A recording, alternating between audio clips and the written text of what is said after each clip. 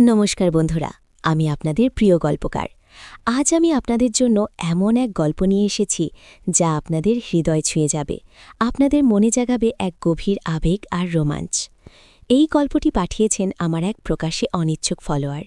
তিনি চেয়েছেন তার পরিচয় গোপন রেখে এই অসমবয়সী এবং নিষিদ্ধ প্রেমের কাহিনী সবার সামনে তুলে ধরতে। যদি আপনাদের এই গল্পটি ভালো লাগে তবে অবশ্যই আমাদের চ্যানেল সাবস্ক্রাইব করবেন। আর হ্যাঁ, গল্পটি মনোযোগ দিয়ে শুনবেন, কারণ গল্পের কোনো এক ফাঁকে আমি আমার ব্যক্তিগত আইএমও নাম্বারটি দেব। নাম্বারটি পেতে হলে পুরো গল্পটি শেষ পর্যন্ত শুনতে হবে। আমার জীবনের বাঁকবদল ঘটেছিল যেদিন সেই অচেনা মানুষটির সাথে আমার পরিচয় হয়েছিল। তখন আমি সদ্য কলেজ পাশ করে সবেমাত্র নিজের পায়ে দাঁড়ানোর চেষ্টা করছি। পড়াশোনায় ভালো হলেও জীবনের আসল পথটা তখনও আমার কাছে অনেকখানি অজানা ছিল। আমার বিয়ে হয়েছিল বছর 3 আগে।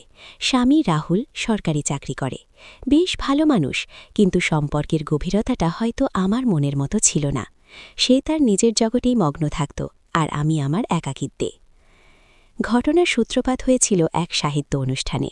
আমার প্রাক্তন শিক্ষক, যিনি এখন আমার স্বামীর বাবার বন্ধু, তিনি আমাকে সেখানে আমন্ত্রণ জানিয়েছিলেন। সেখানেই প্রথম আলাপ ওই মানুষটির সাথে। তার নাম ছিল অরিন্দম। বয়স আমার থেকে প্রায় 15 বছরের বেশি, কিন্তু প্রথম দর্শনেই মনে হয়েছিল যেন কত কালের চেনা। তার শান্ত গভীর চোখ দুটোই কি যেন এক জাদু ছিল। কথা বলার ভঙ্গিতে ছিল একরাশ পাণ্ডিত্য আর বিনীত ভাব। আমার প্রাক্তন শিক্ষকের জামাইয়ের বাবার বন্ধুর শিক্ষকের ভাই।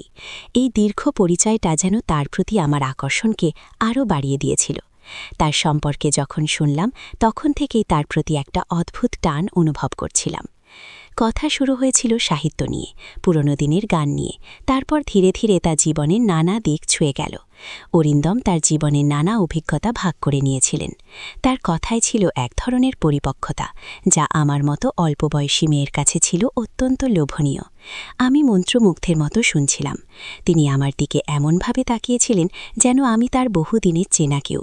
সেই দৃষ্টিতে ছিল অপার স্নেহ, আর হয়তো একটুখানি অন্যরকম কিছু, যা আমি তখনও স্পষ্ট করে বুঝতে পারছিলাম না। এরপর আমাদের দেখা হওয়াটা প্রায় রোজকার অভ্যাসে পরিণত হল। কখনো সাহিত্য সভার ফাঁকে, কখনো বা ওই শিক্ষকের বাড়িতে। প্রতিবার দেখা হওয়ার পর মনটা কেমন উদাস হয়ে যেত। তার গন্ধ, তার কণ্ঠস্বর, তার স্পর্শ সবকিছু আমাকে এক অন্য জগতে নিয়ে যেত। তার প্রতি আমার এই আকর্ষণ যে স্বাভাবিক নয় তা আমি জানতাম। সমাজের চোখে বয়সের ফারাক, স্বামীর অস্তিত্ব সবকিছুই ছিল আমার পথের বাধা, কিন্তু মন যে বাঁধ মানছিল না। তার সান্নিধ্য আমাকে এক অন্যরকম শান্তি দিত, এক অন্যরকম আনন্দ দিত, যা আমি রাহুলের সাথে কখনো অনুভব করিনি। এক সন্ধ্যায় বৃষ্টি পড়ছিল খুব। আমরা সাহিত্যিকের বাড়িতে বসে চা খাচ্ছিলাম। বাইরে অঝোর ধারায় বৃষ্টি, আর ভেতরে আমাদের দুজনের মধ্যে এক অব্যক্ত টান। অরিন্দম আমার দিকে তাকিয়েছিলেন। তার চোখে ছিল সেই পুরনো মায়া, কিন্তু আজ যেন তাতে মিশেছিল এক নতুন ভাষা। তিনি খুব আস্তে করে আমার হাতটা ধরলেন। তার হাতের স্পর্শে আমার সারা শরীরে যেন বিদ্যুৎ খেলে গেল। ভয়ে, উত্তেজনায় আর এক অদ্ভুত ভালো লাগায় আমার নিঃশ্বাস বন্ধ হয়ে আসছিল। তুমি কি জানো, তোমাকে প্রথম দেখাতেই আমার কেমন লেগেছিল? অরিন্দমের গলার স্বরও যেন কাঁপছিল। আমি কি বলবো বুঝতে পারছিলাম না, কেবল তার দিকে তাকিয়ে রইলাম। তোমার ওই সরল মুখ, তোমার চোখের ওই জিজ্ঞাসা, সব মিলিয়ে মনে হয়েছিল তুমি আমার জীবনে অনেকখানি অনুপস্থিত কিছু, তিনি বললেন। তার এই কথাগুলো আমাকে আরও বেশি করে তার দিকে টেনে নিচ্ছিল। ভয়ের সাথে মিশে যাচ্ছিল এক অবাধ্য ইচ্ছে। এই মুহূর্তে, এই অসময়, তার এই স্পর্শ, তার এই কথাগুলো সবকিছুই যেন আমাকে এক নিষিদ্ধ গণ্ডির দিকে ঠেলে দিচ্ছিল। আমি জানতাম এটা ভুল, কিন্তু মন মানছিল না। আমি জানি এটা ঠিক নয়, আমি খুব ক্ষীণ স্বরে বললাম। ঠিক বেঠিক জীবনের কাছে অনেক সময় গৌণ হয়ে যায়। অরিন্দম আমার হাতের ওপর নিজের হাতটা আরও একটু চেপে ধরলেন। যখন মন বলে, তখন সব নিয়ম, সব বাধা তুচ্ছ হয়ে যায়। তুমি কি তা অনুভব করছো না? আমি হ্যাঁ বা না কিছুই বলতে পারলাম না, কেবল তার চোখের দিকে তাকিয়ে রইলাম। সেই দৃষ্টিতে ছিল গভীর আবেগ, ভালোবাসা আর এক অব্যক্ত অনুরোধ। তার উপস্থিতি আমাকে এমনভাবে আচ্ছন্ন করেছিল যে আমার নিজের অস্তিত্বই যেন তার মধ্যে হারিয়ে যাচ্ছিল। তার শরীরের উষ্ণতা, তার নিঃশ্বাসের শব্দ, সবকিছু আমার চারপাশে এক অন্য জগৎ তৈরি করছিল। আমার আর সহ্য হচ্ছে না, অরিন্দম ফিসফিস করে বললেন। তার মুখটা আমার খুব কাছে চলে এলো। আমি চোখ বন্ধ করে ফেললাম। তার ঠোঁটের স্পর্শ আমার কপালে অনুভব করলাম। তারপর ধীরে ধীরে তা আমার গালে, আমার গলায় নেমে এলো। প্রতিটি স্পর্শে আমার শরীর যেন কেঁপে উঠছিল। এক তীব্র রোমান্টিক উত্তেজনায় আমার শরীর অবশ হয়ে আসছিল। এই নিষিদ্ধতার স্বাদ, এই অনাকাঙ্ক্ষিত আকাঙ্ক্ষা সবকিছু মিলেমিশে এক ভয়ঙ্কর সুন্দর অনুভূতি তৈরি করছিল। তুমি কি চাও? অরিন্দম আমার কানের কাছে মুখ নিয়ে ফিসফিস করে জিজ্ঞেস করলেন। তার গলার স্বর, তার নিঃশ্বাস সবকিছু আমাকে আচ্ছন্ন করে ফেলছিল। আমি কোনো মতে বললাম, আমি জানি না।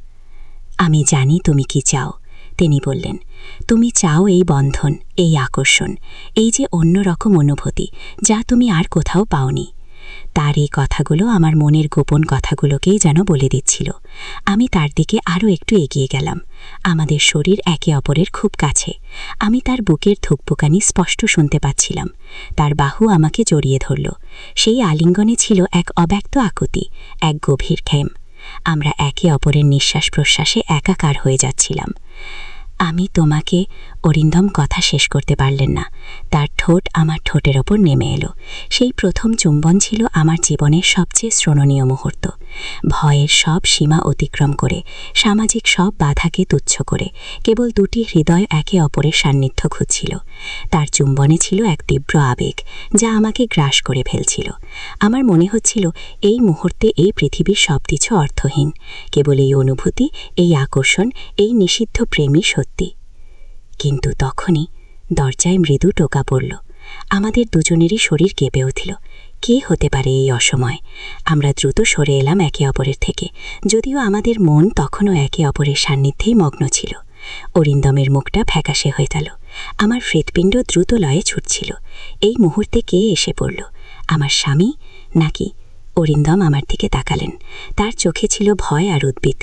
আমি তার হাতটা শক্ত করে ধরলাম। এই নিষিদ্ধ মুহূর্তের রেশ তখনও কাটেনি।